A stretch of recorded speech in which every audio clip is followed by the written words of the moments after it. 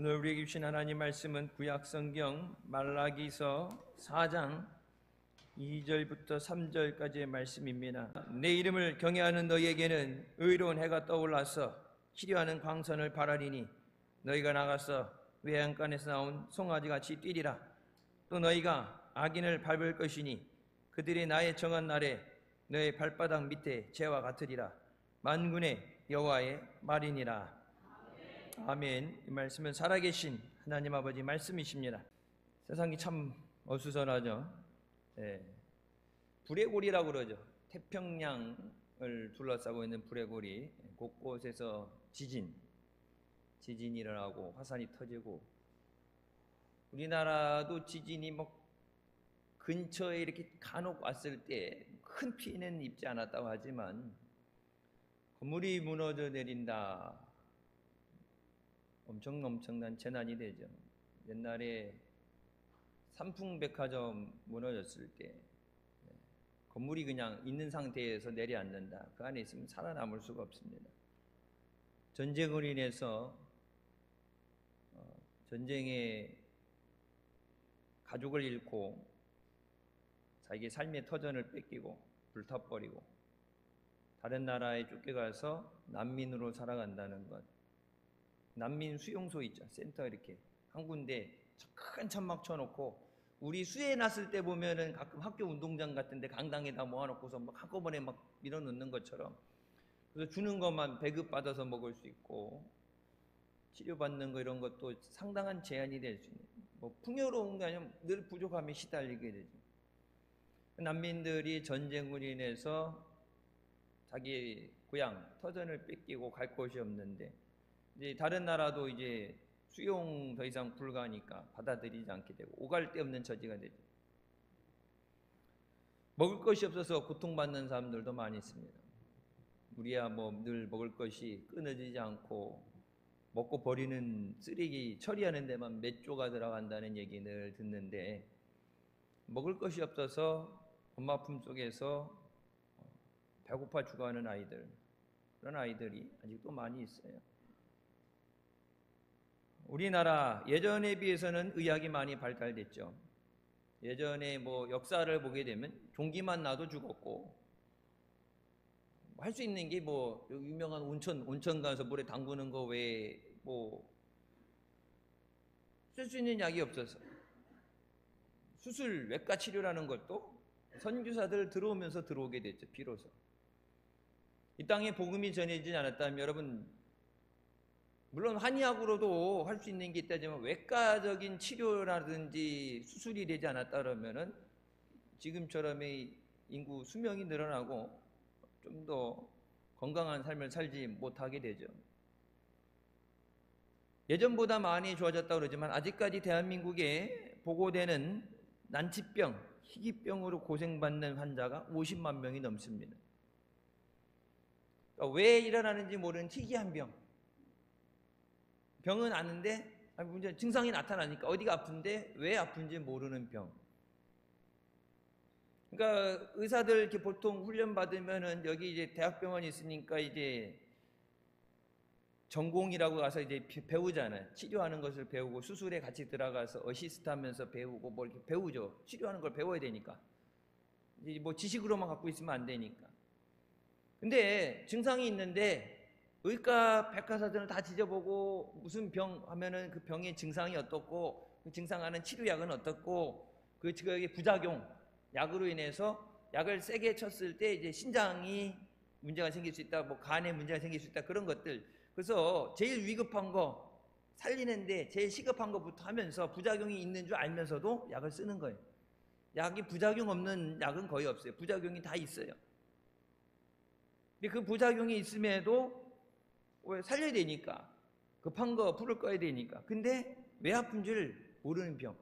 약을 병원에 갔는데 왜 아픈 줄 알아야지 고치고, 약이 있어야 고치지. 왜 아픈 줄 몰라, 그럼 치료 못하죠. 가정에 대대로 내려오는 유전병, 희귀질병이라는 병들, 일반 사람도 없는데 100만에 하나, 10만에 하나 이런 식으로 희귀질병들. 그러니까 그런 사람이 많이 있으면 병원에서 의료보험 적용도 되고 치료받는데 약도 있을 텐데 그런 사람이 너무 없으니까 제약회사에서 약을 개발하는데 이게 상업적으로 이익이 안 되니까 약을 만들 수 있음에도 만들지 않는 약들도 있어요. 우리나라 최고의 재벌이라는 삼성그룹 병원이 있죠. 병원 있고 그의 제약 관련된 바이오들 회사들 있죠. 여러분 그런 것이 있어도 알면서도 내려오는 유전병 치료 못하잖아요. 그런 질병의 종류가 100가지가 넘는데 보고된 사례, 병원에 온 사람들만 한 것, 아픈데 병원 안 가는 사람들, 그런 사람들은 더 있겠죠. 육신의 질병도 그렇고 마음의 병, 다른 사람을 미워하고 시기하고 질투하는 것, 남 잘 되는 건 배가 아프고, 오죽하면 대한민국 사람들 옛날에 뭐라고 그래요? 사촌이 땅을 사면 배가 아파서 말도 못하죠. 예. 배가 심히 아파서 말도 안 나오는, 사촌이 땅을 사면 배가 아프다.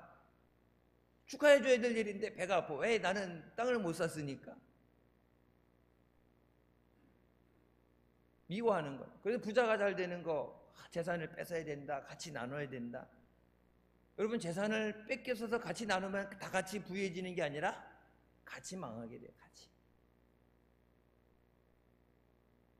다 잘 사는 세상이 제일이지, 잘 사는 사람을 끄집어내려서 같이 못 사는 세상이 되면 그게 공평한 게 아니에요. 마음에 받은 상처, 시간이 지나면 해결되겠지. 아니에요.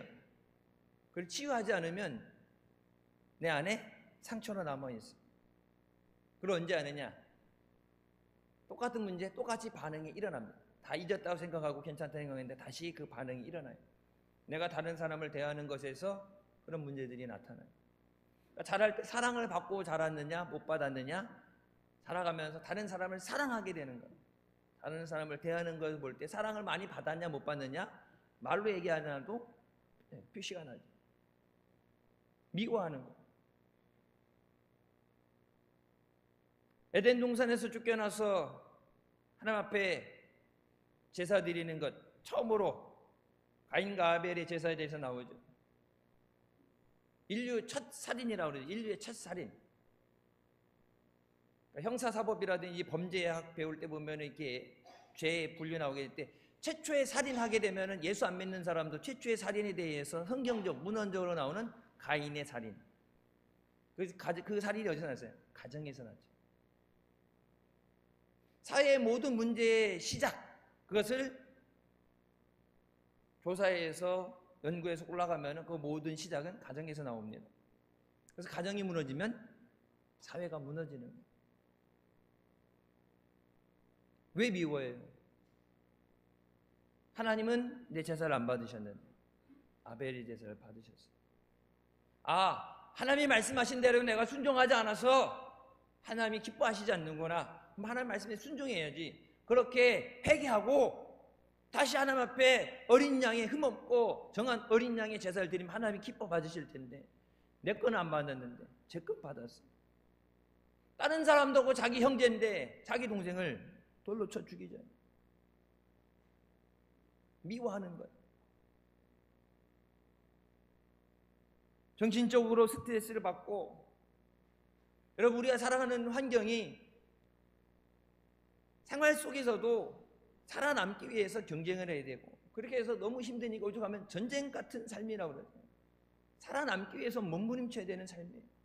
어디 한 군데도 평안을 얻을 수 없고 내가 쉴 수 없고, 여러분 내 약점을 노출시킨다. 다 사방이 내 적인데 경쟁을 해야 되는데 내 약점이 노출되면 죽어요. 여러분 이렇게 싸움할 때, 격투기 같은 거 싸움할 때 맞아서 코피 난다 그러면 아 코피 나네? 아, 코는 때리지 말아야 되겠다. 그리고 코 안 때려요? 눈이 맞아서 눈팅이 벗어, 여기 눈이 벗어 피가 나, 아우 아프겠다, 뭐 안 보이겠다, 그럼 눈은 안 때려야지. 하도 맞아갖고 다리를 쩔뚝쩔뚝 걸어, 아우 아프겠다, 어떻게 저쪽 다리 말고 반대쪽 다리 때려야지. 그렇게 싸워요? 약점이 노출되면 약점만 물고 늘어져요.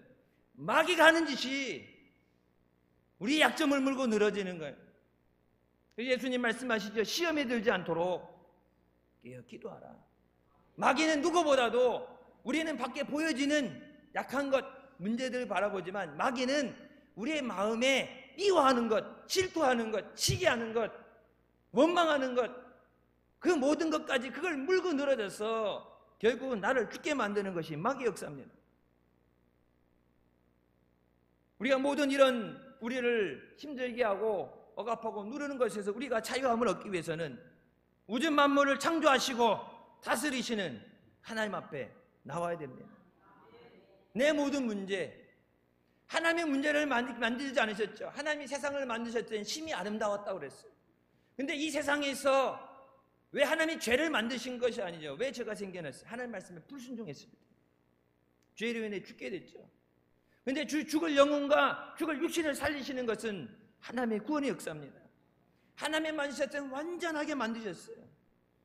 생기를 불어넣어서 생명이 되게 하고 완전한 하나님의 형상을 닮은 사람으로 만드셨는데 그 육신이 왜 병들어 죽게 됐어요? 죄 때문에. 우리의 모든 질병을 치유하고 고치시는 분은 하나님이십니다. 여러분 뭐 핸드폰 다 갖고 계시죠? 애들도 요즘 핸드폰 갖고 다니는데 삼성 핸드폰 고장났는데 급하다고 LG 전자 가가지고 내 거 핸드폰 고장났는데 고쳐주세요. LG 가서 고쳐달라면 고쳐줘요? 못 고쳐줘요? 못 고쳐줘요. 왜? 걔네가 만든 게 아니니까. 물론 뜯어서 분해는 해요. 저도 뜯으라면 뜯을 수는 있어. 다시 재조립이 안 돼. 뜯을 수는 있는데 재조립이 안 돼. 요즘 가끔 보면은 뭐 인터넷에 이렇게 부품 팔죠. 배터리 가는 거 싸게 한다 그러는데 난 뜯었다가 내가 다시 조립할 자신이 없어요. 왜? 나사 하나 잃어버리면 끝나는 거예요, 그건. 뜯어서 분해는 한다. 부품이 있어야 고치죠. 분해는 할 수 있어요. 부품이 있어야 고치죠. 사람은 하나님이 만드셨기 때문에 하나님만 고치실 수 있어요. 하나님만. 물론 우리가 병원에 가서 간단한 것, 병원에 관련된 의료계 쪽 관련돼서 종사하시는 분도 계시지만 병원에 가지 말라가 아니라 병원에 가서 우리가 필요한 것도 이런 것도 하지만은 죽고 사는 문제는 하나님에게 달려 있는 거예요. 여러분 이 자리 예배 자리에 나올 때 우리가 유대인들에게서 배워야 되는 것 하나, 그들이 안식일을 대하는 자세입니다. 물론 그들이 예수 그리스도를 믿지 않기 때문에 구원을 받지 못하죠. 세상의 수많은 종교들, 기독교에서 파생됐다는 수많은 이단들, 하나님은 믿어요. 누구를 안 믿어요? 예수님을 안 믿어요. 근데 분명히 하나님께서 뭐라고 말씀하세요? 하나님이 세상을 이처럼 사랑하사 독생자를 주셨으니 이는 저를 믿는 자마다, 예수 그리스도를 믿는 자만 멸망받지 않고 영생을 얻게 하십니다. 하나님을 믿는데 구원받으려면, 죄로 인해 죽게 됐는데 구원받으려면 예수 그리스도를 믿어야 된다. 그래서 예수 그리스도를 주셨다고 말씀하시잖아요. 세상을 심판하려 하심이 아니라 구원하려 하심이라. 근데 유대인들이 안식일을 대하는 태도를 보게 되면, 여러분 제가 미국에서도 이렇게 보고 그러면 철통같이 지킵니다. 아니 세월이 많이 흘렀고 요즘 우리 신앙생활 보면은 예전 처음 믿을 때만큼 안 그러잖아요. 흔히 뭐 안 좋은 표현을 쓰면 타락한 거죠. 타락을 한 건데, 미국에서 태어났고 자기가 유태인인 줄 몰랐어. 근데 유태인 뭐 지켜야 된다고 그러는데, 여러분 안식일 지킬 때 토요일이잖아요. 저들은 안식일이. 안식일 전날 저녁에 모여 가족들이 늘 같이 살지 않는 한 모일 수가 없죠. 식사하는 것도 힘들죠. 요즘 뭐 워낙 바쁘니까 같은 청주에 살면서도 같이 앉아서 만나서 밥 먹기 힘들잖아. 일부러 나를 잡지 않으면 힘들잖아. 근데 그 안식일 전날 모여서 그날 이제 우선 몸을 깨끗게 하는 건 목욕 재개라죠. 목욕을 해서 몸을 깨끗게 하고, 그리고 가족들끼리 식사를 같이 하죠. 식사를 나누고 삶을 나눕니다. 한 주간에 있었던 일, 학교에서 있었던 일, 직장에서 있었던 일, 뭐 힘들었던 일, 뭐 좋았던 일 얘기를 쭉 하면서 얘기하고, 그러고 나서 가정에서 예배드려요. 예배드릴 때 중요한 게 뭐예요? 회개입니다. 안식일 날 예배 드리러 간다고 되는 게 아니라 하나님 앞에 나가기 전에 모든 죄를 회개하는 거예요. 회개하고, 그래서 여러분 성전에 가운데 빨간색 레드카펫이 깔려 있는 거, 뭐 예수님께서 말 나를 통하지 않고서는 아버지 앞에 나갈 수 없다. 그래, 보혈을 통해서만 하나님 앞에 나갈 수 있다. 안식일을 거룩하게 지키는 거예요.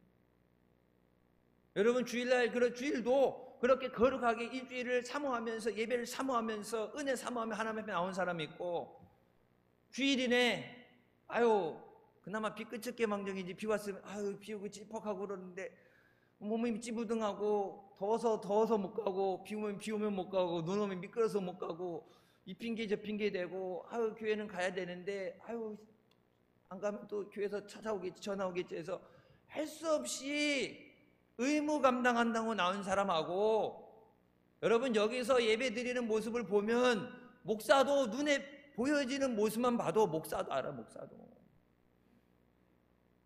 하나님은 마음의 중심을 보신다고 그러는데,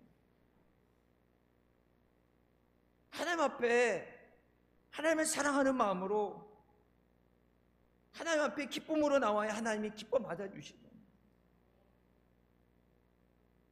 세상에서 물론 힘든 일 없는 사람 누가, 세상이 힘들고 고난당하고 몸이 찢기고, 그래서 그 힘든 몸을 이끌고 주님 앞에 나올 때, 병든 상태에 육신이 힘든 가운데, 내 생활이 힘든 가운데 주님 앞에 왔사오니 주님 이 시간에 만나 주시옵소서. 첫 번째, 성경은 우리에게 하나님을 경외하라고 말씀합니다. 내 이름을 경외하는 너희에게, 경외라는 말, 두렵고 떨리는 마음으로 섬긴다는 의미입니다. 하나님 앞에 나오는데 두렵고 떨리는 마음으로. 이 두렵다는 것은 세상이 세계하는 무서움, 죽을까봐, 맞을까봐 무서워서 벌벌 떠는 게 아니라, 하나님을 사랑하는 마음에서 하나님이 나 때문에 마음 아파하실까 봐, 하나님이 나 때문에 실망하실까 봐, 그래서 두렵고 떨리는 마음으로 나와야 된다. 세상에서 두려움은 어때요? 세상의 두려움은 우리를 불안하게 만들고 초조하게 만들죠. 자불안서, 앉아있지 못하고 불안합니다. 세상에서의 불안함이라는 것은 우리를 병들게 하는 것입니다. 하지만 하나님 앞에 경외하는 마음은 우리는 살리는 역사입니다. 잠언 19장 23절 말씀에 여호와를 경외하는 것은 사람으로 생명에 이르게 하는 것이라. 경외하는 자는 족하게 지내고 재앙을 당하지 아니하느니라. 하나님을 경외하는 사람은 생명을 얻게 된다. 하나님을 모르고 죄 가운데 살면은 죄로 인해 죽을 수밖에 없는데, 하나님을 경외함으로 죄 가운데서 건짐을 받게 된다. 부족함이 없는, 족하게 지낸다는 건 부족함이 없게 하신다. 여호와를 경외하는 것이 지혜의 근본이라고 말씀하시죠.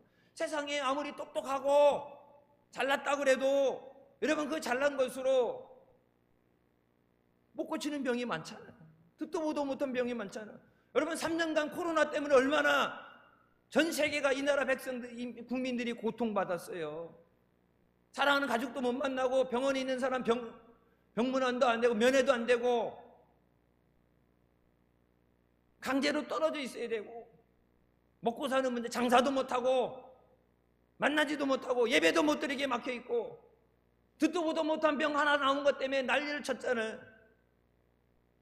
여러분 그때 예배 드려야 되는데 예배 드리지 못해서, 성전에서 초창기 때는 왜 이게 막 너무 걷잡없이 퍼져나가니까 교회에 못 모이게 해갖고 온라인 예배만 드리래서, 여러분 집에서 예배 드리는 사람들이지만 성전에 와서 성전을 바라보고 다 차에서 예배 드렸잖아요. 그 추운 겨울에 차에서 예배 드리고, 차에서 성찬 배급받고, 성찬 다 밖에서 하고, 헌금도 밖에서 예배 드리고 헌금 드리고, 그리고 코로나 끝나고 예배 드릴 수 있을 때 여러분 거의 빠짐없이, 한 사람도 빠짐없이 다 나와서 예배 드렸어요. 그때 예배 드리지 못하다가 예배 드릴 때 두렵고 떨림으로, 경외함으로 하나님 앞에 나와라. 그냥 예배 드렸으니까.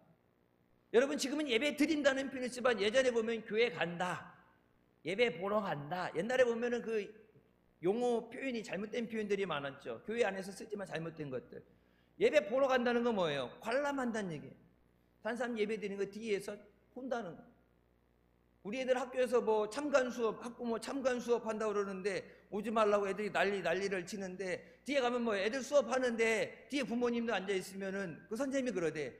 평상시에는 애들이 안 그랬는데 오늘 참 쥐죽은 듯이 조용하네요. 그럼 평상시에는 어땠던 얘기야? 뭐 난리 났다는 얘기지. 평상시에 물어봐도 대답도 안 하는 것들이 대답하고 얌전히 있고, 그러니까 선생님이 오죽 답답하니까 그런 얘기 하다. 어머니 아버님, 애들이 원래는 이렇게 수업을 안 하는데 오늘 엄마 아빠 와서 뒤에서 본다고 조용히 얌전히 수업하네요. 원래는 수업을 진행을 못했어요. 뒤에서 부모님들 보는 걸 참관이라고 그러잖아요. 근데 뒤에서 보는 것만 해도 애들이 신경 쓰이니까. 아니 수업 딱 끝나고 나는데 어떤 애는 엄마한테 귀 잡혀서 끌려가더라고. 수업 전에 떠들었다고. 수업 태도가 그게 뭐냐고. 그러니까 애들은 엄마 제발 참관 수업 오지 말라고 그러고, 선생님들은 제발 와주세요. 수업이 어떤지를 알아야. 수업 시간에 선생님 말을 안 듣는데 성적이 좋을 수는 없잖아요. 여러분, 예배에 그냥 왔다 참석하고 가는 게 아니라 내 예배가 하나님 앞에 드려지는 거예요. 그냥 헌금 봉투에 돈 넣어서 드려지는 그 예물이 아니라 뭐예요? 제사에는 제물이 있어야 된다. 구약시대 때는 제사라고 그랬잖아. 너희가 드릴 산 제사다. 내가 하나님 앞에 드려지는 예물이 돼야 돼. 드려지면 하나님이 받으셔야죠. 가인이 왜 질투하고 미워하고 분냈어요? 하나님이 그 예배를 받지 않으셨기 때문에. 왜? 지 맘대로 드리니까. 하나님이 예배에 대해 어떻게 예배 드리라, 어떻게 제사 드리라 기준을 주셨잖아요. 하나님이 기뻐하시는 것에 대해서 성경에 말씀하시잖아요. 신명기서에 어떻게 하면 복을 받는지 말씀하시잖아요. 여러분들 몰라서 옛날 중세시대처럼 수도승들만, 사제들만 읽고 여러분은 듣기만 하고, 여러분도 성경책 갖고 다니면서 읽잖아. 하나님 말씀에 기록되어 있잖아요. 하나님이 기뻐하시는 것과 하나님이 싫어하시는 것. 하나님을 사랑하는 자는 자손천대의 복을 받고, 여호와를 미워하는 자는, 우상 숭배하는 자는 3, 4대를 멸하신다고 말씀하십니다. 예배 드리러 왔는데 왔다 간다고 교회에서는 출석 체크했다고 되는 게 아니라 내 예배를 하나님이 받으셔야 돼. 내 예배에 하나님의 불이 떨어져야 된다는 얘기인데, 구약엔 불이 떨어졌잖아요. 신약에 뭐 하나님께서 성령의 불을 주시고 성령의 기름을 부으셔야 되는데, 왔다 간다고 되는 예배가, 여러분 예배는 내가 그냥 우리가 찬양하고 하나님 앞에 예물 드리고 그러고 나가는 일방통행이 아니에요. 예배는 하나님과 교제예요. 우리 하나님 앞에 찬양할 때 하나님이 그것을 기뻐 받으시고 말씀 가운데 우리에게 역사하시고, 하나님 말씀은 살아 있었어. 좌우에 날싸는 것보다 예리 우리 심령과 골수를 쪼개신다고 그랬잖아요. 하나님이 말씀하실 때 말씀의 능력이 나타나고 말씀의 열매가 맺게 되죠. 그래서 그 은혜 감사해서 우리의 마음을 다해서 정성을 하나님 앞에 예물을 드리고 하나님이 그것을 기뻐 받으시고 우리에게 복을 주시고, 하나님과 오고 가는 교통함이 있어야 되는데, 성령의 교통하심이 있어야 되는데 일방통행이 돼서는 안 돼요. 여러분, 근데 오늘날 교회 안에 일방통행으로 하는 사람이 얼마나 많이 있어요. 여러분 스스로에게 묻는 질문이 돼야 돼. 주일을 앞두고 주일을 위해서 준비하는 것. 여러분, 그래서 성찬이 있을 때는 일주일간 여러분 특별히 기도하라고 그러죠. 거룩한 것을 부정하게 하는 것은 죄가 된다고 그러죠. 예수님의 거룩한 은혜에 동참하기 위해서 회개하고, 미국 교회에서 저 다닐 때 미국 교회에서 그랬어요. 성찬하기 전에 일주일간 회개 기도해요. 물론 예배 전에 나오기 회개하겠지만 주님의 거룩한 은혜를 받는데 죄가 걸림돌이 되지 않도록. 그래서 실제적으로 회개가 안 된 사람들은 성찬 분급 받을 때 안 받아요. 그냥 가만히 고개 숙이고 기도하고 있으면 지나가요. 아, 이 사람 준비가 안 됐구나.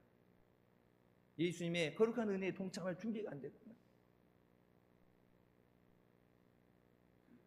그냥 왔다 가는 예배가 아니라 하나님이 받으시는 예배가 돼야 돼요. 하나님 기뻐 받으셔요. 그냥 차려놨으니까 하나님 드시려면 드시고 마시려면 마시고 안 그러면 갖다 버리세요. 그건 드린 게 아니에요. 드렸다는 얘기 뭐예요? 받았다는 얘기라는 거예요. 여러분 요즘 뭐 택배 같은 거 그냥 문 앞에 두고 가세요. 뭐 경비실에 맡겨요. 그냥 두고 가지만 중요한 건 어때요?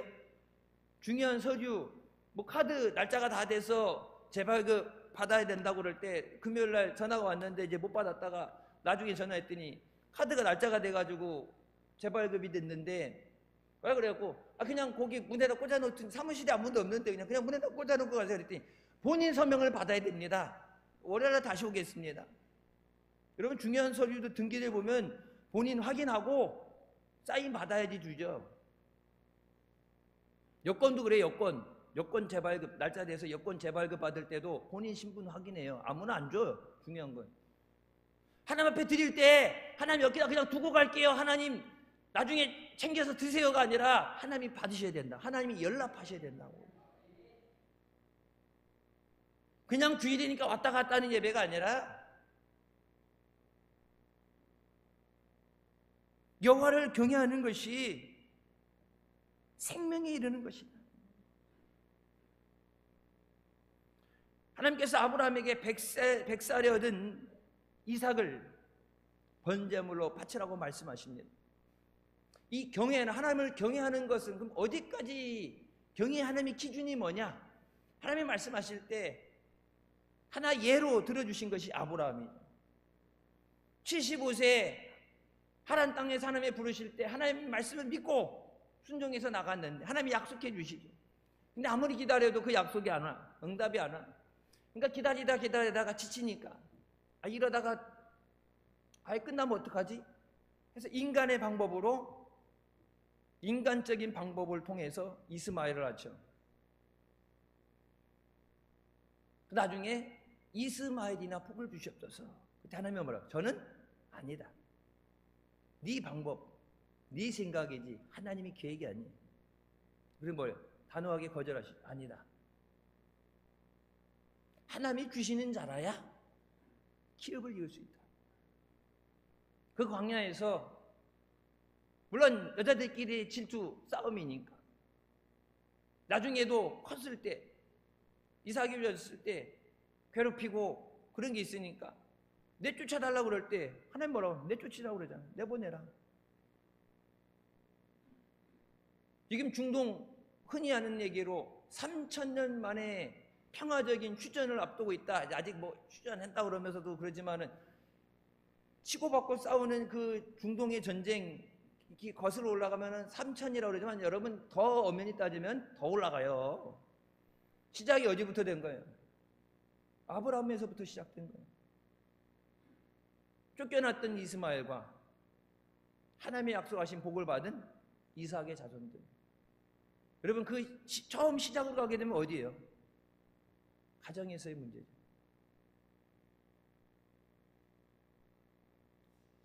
그래서 하나님이 100살 해주셨는데 진짜 이게 내 생명보다도 귀한 하나뿐인, 많으면 모르겠지만 하나뿐인 아들인데 그 아들을 번제로 바쳐라. 모르긴 몰라도 뭐 아브라함이 조금 믿음 없었으면 뺏어갈 거면 주지를 말지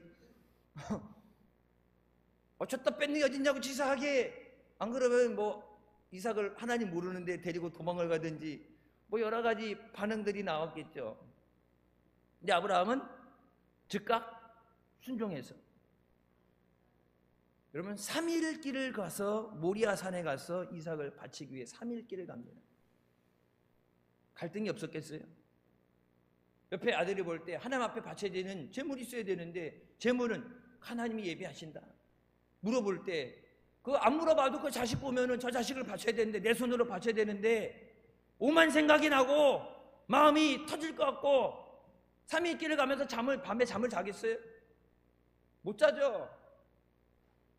어떻게든지 하나님 거둬주시면 하나님 차라리 내 생명을 걷어가라고 어떻게든지 하나님 이걸 어떻게든지 하나님이 몰라 그런 마음도 있겠죠. 내가 순종하고 나갔는데 하나님이 순종하고 길을 나섰으니까 그래 됐다. 하나님이 그렇게라도 해주시면 얼마나 좋겠냐는 그런 소원이 없었겠어요.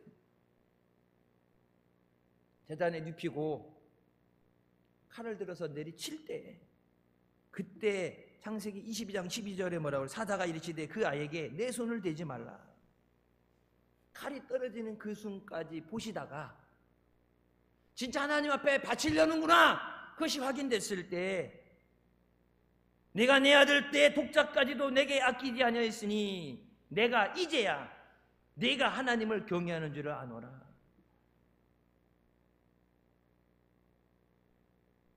아브라함에게, 물론 사람마다 다르겠지만 여러분에게 주신 은혜가 다르고 여러분이 하나님이 기대하시는 것이 다르고 여러분의 믿음의 수준이 다 다르니까, 믿음이 다 다르니까 다 똑같지 않겠지만, 아브라함에게 하나님이 요구하셨던 믿음은 내 자식까지도 바칠 수 있는 순종입니다.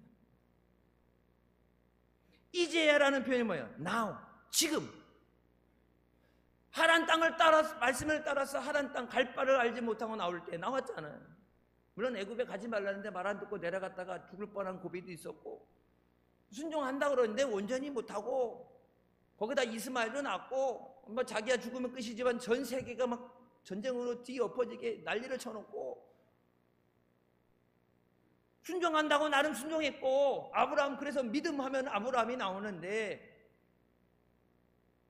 여러분, 아브라함이 이삭을 바치라니 내 생명까지도, 내 생명보다 귀한 내 생명까지도 하나님 앞에 바칠 수 있느냐? 바쳐라가 아니라 내 생명보다도 하나님을 더 사랑하는 것, 그것이 경외예요. 예수님께서 새 언약을 주실 때 뭐라 말씀해요? 크고 첫 번째 되는 계명은 주 너희 하나님을 내 마음과 내 목숨과 뜻과 힘을 다해서 사랑하라. 목숨을 다해서 사랑하는 얘기 그냥 문구적으로 준 얘기가 아니에요. 여러분, 이 땅에 와서 복음을 전하다가 순교한 순교자들, 자기의 목숨보다 예수님을 더 사랑했기 때문에 복음을 전한 거예요. 주님이 당부하시기 때문에 내가 죽어도 그 길을 가겠습니다. 지금도 여러분 세계 곳곳에 선교사들 나가 있는 사람들, 자기 목숨을 버려두고 주님이 말씀하시니까 이 십자가 길을 가겠습니다. 내 목숨보다도 하나님을 더 사랑하기 때문에 그것을 경외라고 부르십니다. 우리가 하나님을 경외하는 삶을 살기 위해서는 하나님과 우리의 관계를 가로막은 죄의 담을 허물고 주님 앞에 나와 회개해야 됩니다. 이사야 1장 18절 말씀, 여호와께서 말씀하시되 오라, 우리가 서로 변론하자. 너희 죄가 주홍 같을지라도 눈과 같이 희어질 것이요 진홍같이 붉을지라도 양털같이 희게 되리라. 주님이 뭐라고 말씀하세요? 오라, 주님 앞에 나와라.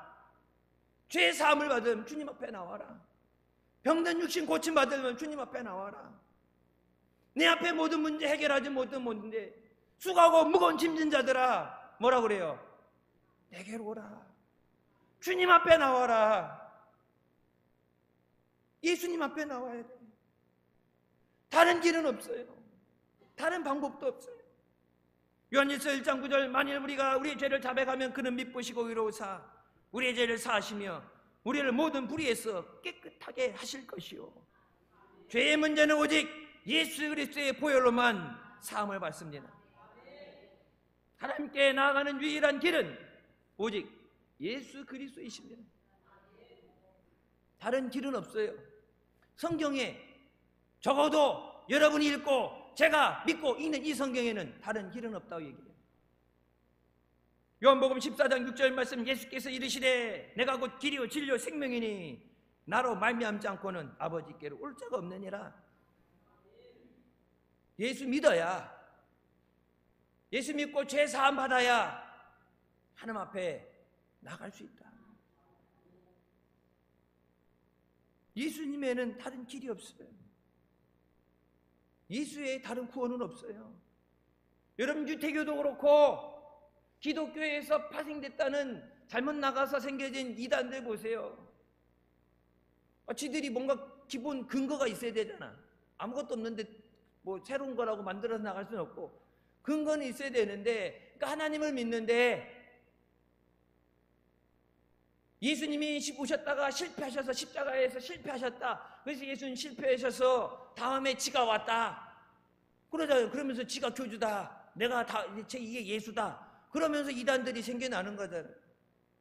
몰몬교도 그렇고 여호와의 증인도 그렇고 생긴 것들 보면은 다 예수님이 십자가에서 실패하셔서 인류를 구원하지 못해서 그래서 교주가 지가 왔다. 근데 나이가 들고 병들어 죽게 됐어요. 그때 얘기하죠. 내가 3일 만에 부활하리라. 근데 때까지 살아난 놈이 한 사람도 없어요.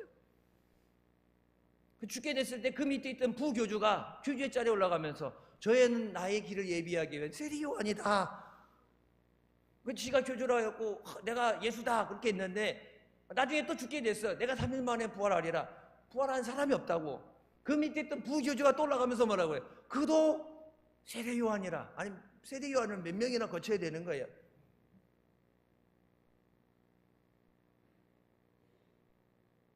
하나님을 믿는데 뭘 안 믿어요? 예수 그리스도를 안 믿는다는 얘기예요. 유대교회 왜 구원이 없어요? 하나님 믿잖아요. 예수님이 분명 저를 믿는 자마다 멸망하지 않고 영생을 얻게 하시다. 하나님이 말씀하셨기 때문에 하나님이 유일한 구원의 길이라고 예수 그리스도를 주셨기 때문에 예수님을 영접하고 예수 믿어야 구원받습니다.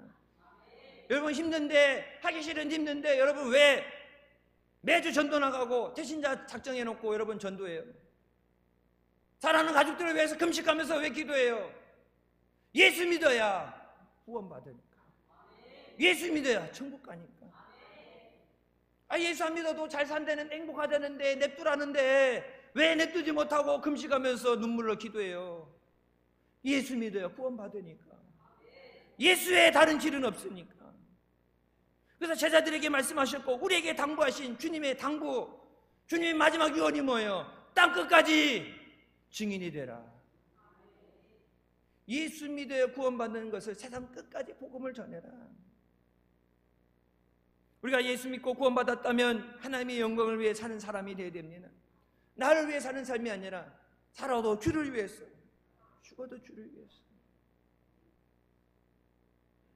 우리가 하나님을 경외하는 마음으로 나와 예배하고 일상생활 가운데 하나님을 경외하는 마음으로 어떻게 하면 하나님이 영광 받으실까? 최선의 삶을 살 때 그때 하나님의 하늘의 문을 여시고 우리에게 역사하여 주십니다. 두 번째, 예수 그리스도만 믿고 의지하며 나아가야 됩니다. 4장 2절에 공의로운 해가 떠올랐다 말씀하시죠. 누가복음 1장 78절 말씀입니다. 이는 우리 하나님의 긍휼로 인함이라. 이로써 돋는 해가 위로부터 우리에게 임하여 어둠과 죽음의 그늘에 앉은 자에게 비치고 우리의 발을 평강의 길로 인도하시리로다. 예수님이 이 땅에 빛으로 오셨습니다. 어두운 세상을 밝히기 위해 빛으로 오셨어요. 우리에게 그래서 뭐라고 하면 너희는 빛의 자녀라고 말씀하시죠. 예수 믿기 전에 우리의 삶은 죄악된 삶이에요. 마귀에게 사로잡히고 억압당해서, 그러니까 뭐 미워하고 시기하고 질투하고 원망하고 불평하는 거예요. 그게 일상이 돼 있는 삶. 남이 잘 되는 거 배 아파하고 내 책임, 나는 잘못하면 내 책임 아니고 다른 사람한테 다 전가시키고 잘한 건 내가 다 얻고 원하고. 예수님이 오셔서 우리에게 생명의 빛을 비춰주실 때 그 은혜가 우리에게 임할 때 우리의 마음에 기쁨과 평안을 주십니다. 찬송가 나와서 슬픈 마음 있는 사람 주 예수 앞에 나가.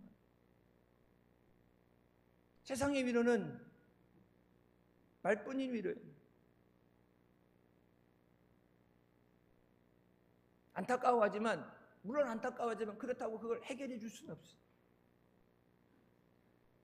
근데 주님이 우리를 불쌍히 여기실 때는 그 문제를 해결해 주십니다. 성경에 말씀하죠. 혈루의 근원이 마른지라. 혈루병 걸린 얘기예요. 약을 써도 안 되고 오히려 더 증상이 심해져 가는데 예수님이 옷에 손을 잡았을 때 내가 옷만 잡아도 나을 줄 믿습니다. 그냥 그래 마음의 위로, 그래 주님이 잘 되게 하실 거야, 그냥 위로 받는 게 아니라 혈루의 근원이 마르니라. 병의 근원을 치료하신 하나님이죠. 병원에 가서 여러분 병원 저도 옛날에 가면 약 먹으면 괜찮고 약 떨어지면 약발 떨어지면 아프고 주사 맞으면 괜찮고 약발 떨어지면 아프고 그냥 생활하는 데는 불편함 없는데 약발이 떨어지면 약초가 떨어지면 아프잖아요. 그건 고쳐준 게 아니지. 생활하는데 불편함이 없도록 해준 거지. 그건 엄밀히 따지면 고쳐준 게 아니죠. 주님은 근본을 고치십니다. 예수님께서 우리를 흑암의 결박에서 자유하게 하십니다. 우리가 영적인 눈을 뜨지 않으면 빛으로 오신 예수님을 만날 수 없어요.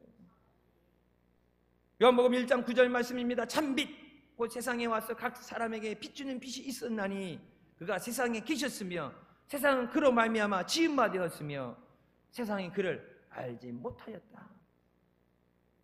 예수 그리스도를 보지 못하도록 눈을 가리는 것이 죄입니다. 주님이 부르시는 음성을 듣지 못하도록 귀를 막는 것이 죄입니다. 다른 사람의 죄가 아니라 내 죄예요. 주님이 사랑하셔서 불쌍히 여기시고 생명의 자리로 은혜의 자리로 불러주시는데 주님의 음성을 듣지 못하고 방황하는 것. 성경이 말씀하시죠. 내 양은 목자의 음성을 안다. 주님이 내 목자 되시면 주님의 음성을 들어야 되는데 목자가 부르는데 양이 못 들어. 그럼 어떻게 해요? 곁길로 가고 멸망의 길로 갈 수밖에 없어. 모든 죄, 우리를 하나님 앞에 나오지 못하도록 하나님이 주신 은혜를 받지 못하도록 모든 죄를 회개하고 예수 그리스도로 깨끗이 씻김 받아야 됩니다. 제가 예배자 학교라고 그래서 예배 찬양 인도하는 이 학교 훈련 받는다고 몇 달 가서 훈련 받을 때 목요 찬양, 화요 찬양 집회 있고 목요 찬양 집회 있고 그렇죠. 목요 찬양 집회 인도하는 그 민 목사님이 간증할 때 그런 간증하셨어요. 예배에 대해서 그 찬양, 저녁 찬양하고 기도하는데 3시간 4시간 하는데 일주일 내 찬양 연습하고 그 전날도 모여서 3시간 4시간 기도하고 찬양 연습하고 금식하고 저녁 집회 성회 전에 금식하고 금식 기도하고 자기네 위해서 이 자리에 모이는 사람들이 주님을 만날 수 있도록 주의 은혜가 임하도록 그렇게 하고 일주일을 준비해서 막 엄격하게 음악 실수하지 않도록. 그런 예배 이렇게 방송실 가게 되면 큐시트라고 있어요. 방송국에서 몇 분 몇 초 초 단위로 끊어서 방송 사고 안 나게 문제 안 생기게 하는 것처럼 방송실 가서 목사님 입장하실 때 몇 분 찬양 몇 분 마지막 송 몇 분에서 몇 분 예배 딱 끝난다. 이게 생방송 나갔는데 그걸 갖고 철저하게 막 엄격하게 준비해서 막 준비하고 하는데 주님이 말씀하시더라고요. 찬양해야 되는데 앞에 찬양 인도 나왔는데 목소리가 안 나오는데 찬양 인도해야 되는데 하나님께서 네가 노력해서 네가 완전하게 만들어서 예배가 완전해지는 것이 아니라 하나님이 완전하게 하신다. 니들이 찬양 잘한다고 되는 게 아니라 기도해서 준비됐다고 되는 게 아니라 하나님이 성령이 임하셔야 역사가 일어난다. 너희는 잠잠히 있어. 하나님의 구원하시는 것을 보라. 우리가 찬양하려고 했는데 그 인도자가 찬양을 못하고 무릎 꿇고 앉아서 기도하는데 그 찬양팀 사역자들 뒤에 악기팀들이 다 내려놓고 악기를 내려놓고 앉아서 무릎 꿇고 기도하는데 이 가운데서 찬양의 소리가 나오고 기도의 소리가 터져 나오는데 그때 마음속에 주시는 말씀, 네가 완전하게 한다고 되는 게 아니라 네가 준비를 철저하게 해서 되는 게 아니라 하나님이 완전하게 하신다. 너는 최선을 다하는 거야. 최선을 다하는 거야. 아무리 내가 완전하게 만든다고 하나님이 그 자리에 임하시지 않으면 그건 반토막 나는 거예요. 소용없는 거, 부질없는 거예요. 하나님이 이 예배를 받지 않으시면 소용없게 되는 거예요. 우리가 얼마나 예배를 즐겼느냐, 은혜 받았다고 얘기하느냐가 아니라 하나님이 이 예배를 통해서 영광을 받으셔야, 하나님의 이름이 높여져야 하나님이 이 가운데 말씀으로 역사하시고 하나님의 은혜를 부어주시고 성령이 우리 가운데 모인 사람 모두 위에 불의 혀같이 갈라지는 역사가 일어난다고 했는데 성령의 역사하심이 나타나야 되는데 그래야 죄사함을 받고 모든 죄를 태워버리시고 모든 병을 태워버리시는데 하나님이 임재하실 때만 이 예배가 완전히 지는 거예요. 주님이 이 예배를 받아주셨어요. 예수님께서 우리의 치료자가 되십니다. 수고하고 무거운 짐진 자들아 다 내게로 오라. 얼마나 힘든지 얘기 안 해도 다 아셔. 그 카드헨이라고 그러죠. 그 K-팝 데몬 헌터스인가 그 요즘 뭐 미국을 열광하고 뭐 미국을 뒤집어 놨다고 난리 났던데 그 작사 작곡한 사람이 한국 여자 이제 재미교포인데 노래 좀 잘하니까 우리나라 여기 그 어떤 와서 10년 동안 데뷔하기 위해서 아이돌로 데뷔하려고 연습을 했대. 근데 노래 못한다고 10년간 연습했는데 데뷔하지 못하고 포기하고 11살부터 10년 중고등학교 그냥 공부 안 하고 거기다 몰인했는데 나이 들어서 이제는 아이돌 데뷔가 안 되죠. 20 몇 살 되면은 자동으로 나가야 돼. 자동으로 나가야 돼. 그 전에 못 뜨면은 자동으로 나가야 돼. 절망과 너무 힘들어서 몸부림치다.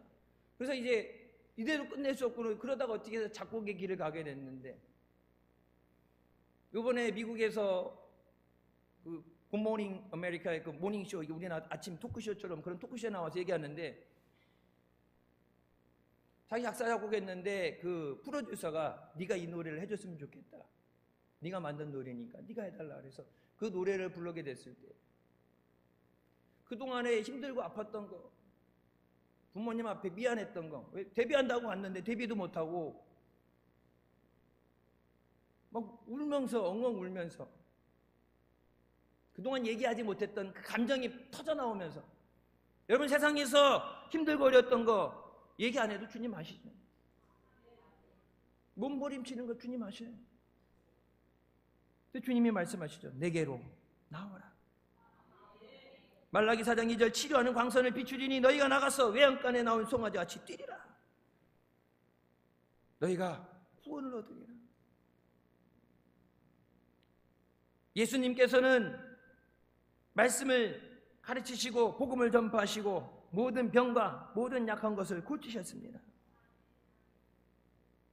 은혜만 주시고 구원만 해주신 주님이 아니라 모든 병을 고쳐주시는 주님. 태어날 때부터 앞을 보지 못했던 소경 바디메오가 나를 불쌍히 여겨주시옵소서. 안 보여요. 여러분 태어날 때부터 보지 못한다는 나를 낳아주신 부모님 얼굴을 보지 못한다. 내가 먹는 음식을 오감이라고 그러잖아요. 여러분 하다못해 타락할 때 에덴 동산에서 선악과 따먹을 때 타락할 때 마귀가 유혹했던 게 뭐예요? 보암직스럽고 먹음직스럽고 여기 우리 감나무 감 날린 거 보면 빨개 갖고 홍시 돼가지고 명절에 야 저거 맛있겠다 땄더니 새가 이미 쫓아 먹어가지고 빨간 거 맛있게 생긴 거 다 땄는데 다 새가 야질이 다 따먹었어. 본다는 거 여러분 맛을 느낀다는 거 이 혀로 느껴지는 미각도 있지만 눈으로 보는 거 시각도 있잖아요. 보지 못한다는 거 얼마나 불편해, 얼마나 힘들어. 가족들도 안타깝고 힘들다 하지만 본인만큼 그렇게 했어요. 본인만큼. 그러니까 다른 사람들이 시끄럽다고 또 조용 좀 하라고 예수님 말씀하시는 게 안 되니까 조용하게 구박하잖아. 아픈 사람 데리고 가서 예수님이 병자를 고쳐주셔야 아니라 내가 예수님 만나야 되니까 내가 고침 받아야지, 내가 은혜 받아야지. 저 사람은 다른 사람한테 양보해요. 그러니까 여러분 예배 자리 앞자리에 나오라고 그러는 거예요. 앞자리자가 은혜 받는 자리고 사모하는 자리가 앞자리에 오는 거예요. 가기 싫은 거 뒤에 앉았다 억지로 등 떠밀려고 가라고 그러니까 막 가기 싫은데 앞에 와고. 여러분 바디메오가 시끄럽다고 조용하라고 해서 조용히 있으면 고침 받았겠어요? 삭개오가 예수님 안 보인다고 포기했으면 그의 삶이 변화됐겠어요? 나를 불쌍히 여겨주시옵소서. 내 가족도 부모님도 내가 얼마나 힘든지 몰라. 주님만 아셔. 나를 불쌍히 여겨주시옵소서. 더 크게 소리 지르면 몸부림칠 때 예수님께서 가던 발걸음을 멈추시고 저를 내게로 데리고 오라. 예수님의 가던 발걸음을 멈추시고 저를 내게로 데리고 오라. 마가복음 10장 52절 예수께서 이르시되 가라 내 믿음이 너를 구원하였느니라 하시니 그가 곧 보게 되어 예수를 길에서 쫓으니라. 물론 그를 고치신 건 예수님의 능력이지만 예수님이 발걸음을 멈추고 그를 불쌍히 여겨주시고 그를 그쳐주기까지 뭐가 있어야 된다? 내 믿음이 있어야 된다. 부르짖는 믿음이 있어야 된다. 나를 불쌍히 여겨주셨소서.